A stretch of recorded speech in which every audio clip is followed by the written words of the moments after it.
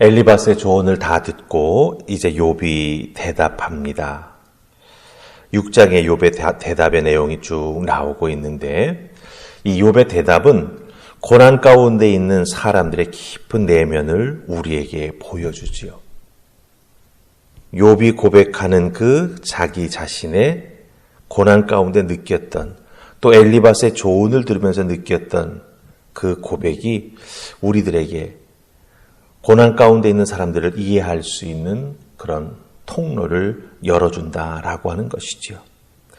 우리가 고난당하고 있는 사람들의 심정을 다 알 수는 없습니다.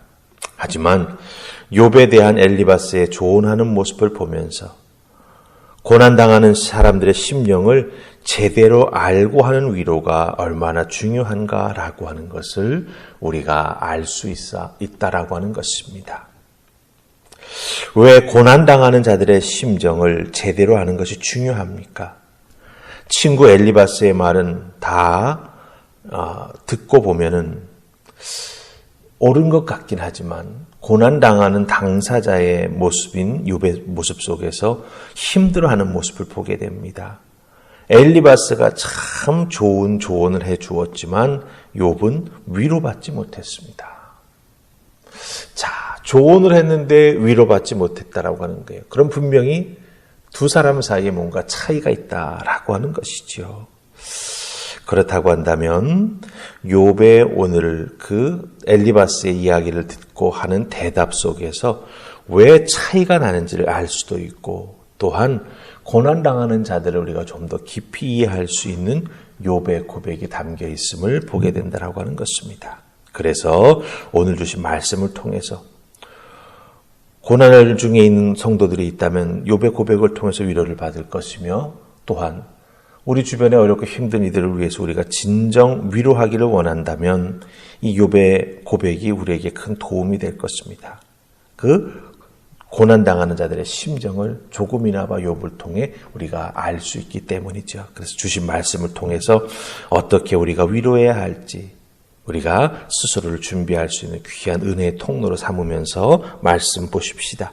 우리 2절 말씀입니다. 6장 2절 다 찾으셨습니까? 같이 읽습니다. 자, 시작. 나의 괴로움을 달아보며 나의 파멸을 저울 위에 모두 놓을 수 있다면. 아멘. 친구의 조언이 욥에게는 큰 위로가 되지 못한 것 같습니다.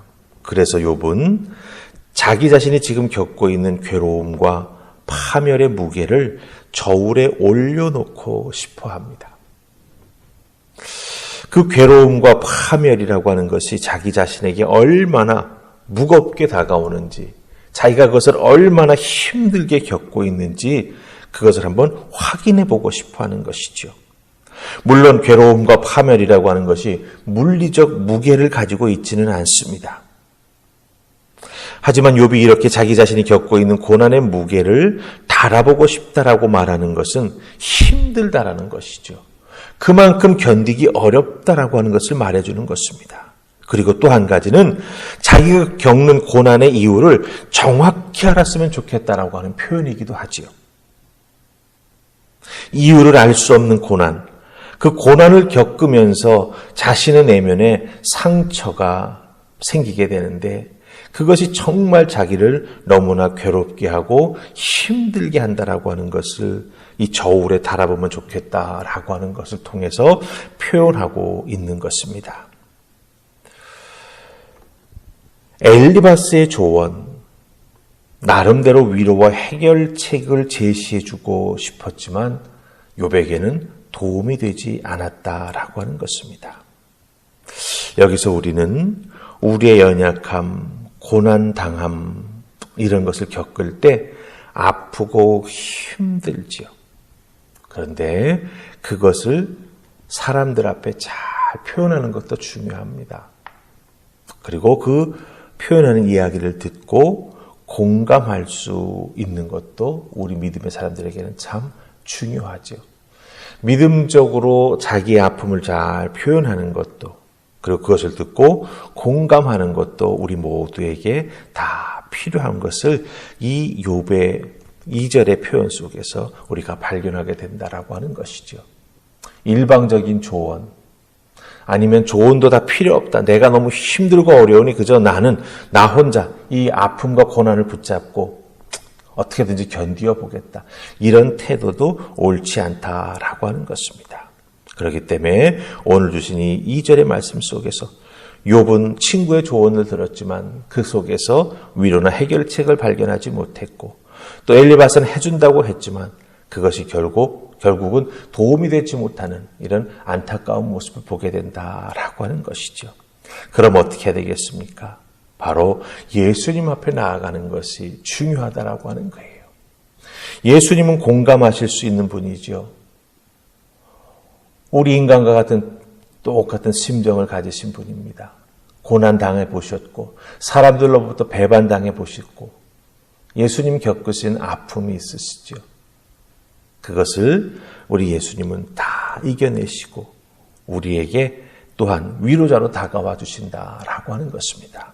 그렇기 때문에 우리는 이 고난당하면서 아픔이 있을 때 그것을 예수님 앞에 가지고 나아가는 것, 또 예수님의 심정으로 그 고난당하는 영혼을 바라보는 것, 그것이 정말 필요하다라고 하는 것을 다시 한번 확인하게 됩니다.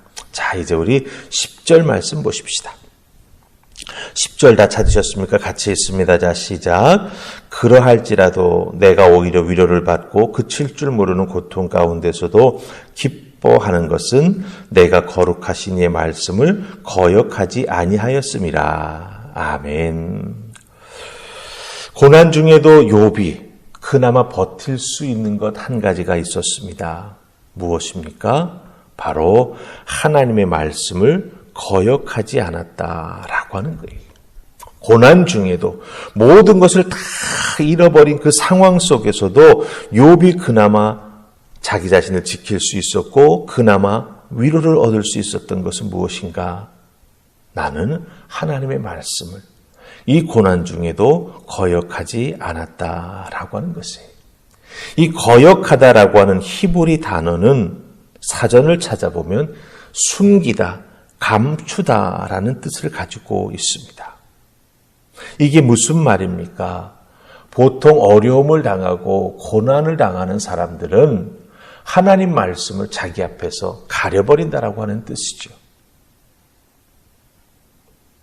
하나님 믿는데 내가 고난을 당해?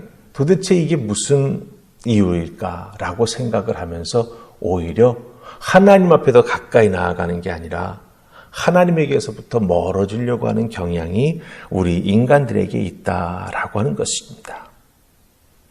욥은 고난 가운데서도 하나님의 거룩하신 말씀만은 숨기지 않았습니다. 하나님 말씀을 숨기고 하나님 말씀 없는 사람처럼 살지 않았다라고 하는 것이죠. 비록 고난 중 어렵고 힘든 삶을 겪어왔지만 그 가운데에서도 하나님 말씀을 기준 삼아 살아왔다라고 하는 겁니다. 앞으로도 고난 중에도 그 하나님 말씀 붙잡고 살아가겠다라고 하는 자기 자신의 신앙을 여기에서 표현해주고 있다라고 하는 것이죠. 욥이 여기서 보여주는 게 무엇입니까? 끝까지 붙잡고 나아가야 할 분은 하나님 한 분밖에 없다. 내가 정말 이 고난을 헤치고 나아가야 할 열쇠를 삼아야 될 것은 바로 하나님 말씀 그것밖에 없다라고 하는 것을 여기에서 고백해주고 있는 거죠. 아직은 완전히 이해되지 아니하였고 아직은 완전히 말씀을 통해서 내가 겪는 고난이 어떤 의미인가라고 하는 것을 분명히 확인하지 못했기 때문에 힘들고 어렵고 더 안타깝지만 그럼에도 불구하고 욥이 견지하는 신앙의 모습은 무엇입니까? 고난 중에도 말씀을 통해서 내가 빛을 발하고 고난 중에도 내가 말씀을 통해서 하나님의 위로를 받고 고난 중에도 하나님 말씀을 통해서 그 고난을 이겨나가는 믿음의 사람이 되기를 소망한다라고 하는 그 간절함을 욥의 마음 가장 깊은 곳에 품고 있다라고 하는 것입니다. 분명 욥에게 갑작스럽게 닥쳐온 고난은 상처가 되었을 것입니다. 그런데 그 상처를 회복해 나아가는 과정은 쉽지가 않지요. 여러분, 조개 속에 모래가 들어가서 자꾸 그것이 빠져나가지 아니하고 조개 살 속에 탁 박혀가지고 자극을 주게 되면 어떻게 되죠? 그 자극 주는 모래를 자극 안 받게 하기 위해서 조개의 몸에서 분비물이 나옵니다. 그래서 조개를 자꾸 이렇게 조개가 모래를 둘러싸는 거죠. 자극 안 받기 위해서. 근데 그것이 오랜 시간이 지나면 무엇이 됩니까? 바로 진주가 됩니다. 조개 속 모래가 진주가 되듯이 욥은 자기의 고난을 잘 견디어 나아가며 자기 자신 안에 하나님 말씀을 통해서 보석을 만들어내고 있는 중이다라고 하는 거예요. 그 과정이 어렵고 힘들다라고 하는 것이죠. 고난, 원망하지 아니하고 오히려 고난 속에서 신앙으로 하나님 바라보고 한 걸음 한 걸음 걸어 나아가며 하나님께서 주시는 하늘의 은혜를 끝까지 소망하며 나아갈 때 욥의 인생에는 하나님 주시는 믿음의 보석이 천천히 그러나 정말 값지게 자리 잡게 된다라고 하는 것이지요. 우리들도 우리들의 인생에 어렵고 힘든 일들이 있습니다. 이유를 모르는 고난 당할 때도 있습니다. 정말 난 열심히 하는데 왜 이렇게 되는 게 없지? 이런 자조 섞인 말도 우리가 하게 되지요. 근데 중요한 것은요. 그런 고난 중에도 욥의 10절의 고백처럼 나는 하나님 말씀을 내 인생에서 숨기지 않을 것이다. 나는 하나님 말씀을 거역하지 않을 것이다. 끝까지 말씀을 통해서 은혜를 받고 끝까지 그 말씀 붙잡아 내 고난을 해결해 나아갈 열쇠를 발견하겠다. 이런 믿음, 이런 결단으로 나아가게 될 때 우리들의 고난의 그 삶의 자리에도 조개가 진주를 만들듯이 하나님 허락해 주신 하늘의 은혜를 통해 우리 믿음의 보석이 만들어지게 될 줄로 믿습니다. 여러분 한 분 한 분 요즘 어렵고 힘든 시기이지요. 말씀으로 또 믿음으로 잘 견뎌내서 하나님 앞에 귀한 믿음의 보석을 만드는 여러분들 다 되실 수 있기를 주님의 이름으로 축복합니다. 아멘. 우리 기도하십시다. 좋으신 하나님 은혜 감사합니다. 주시는 말씀을 통해 감사함으로 나아가는 우리가 되게 하옵소서. 어렵고 힘든 고난 중에도 하나님 앞에 감사할 수 있다라고 하는 것이 사실은 쉽지 않은 것이지요.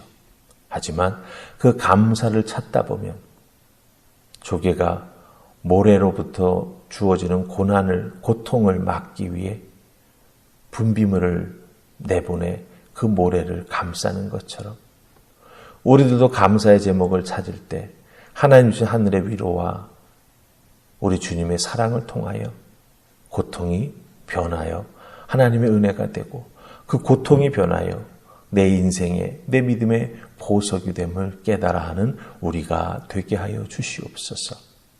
지금 당장 힘들다고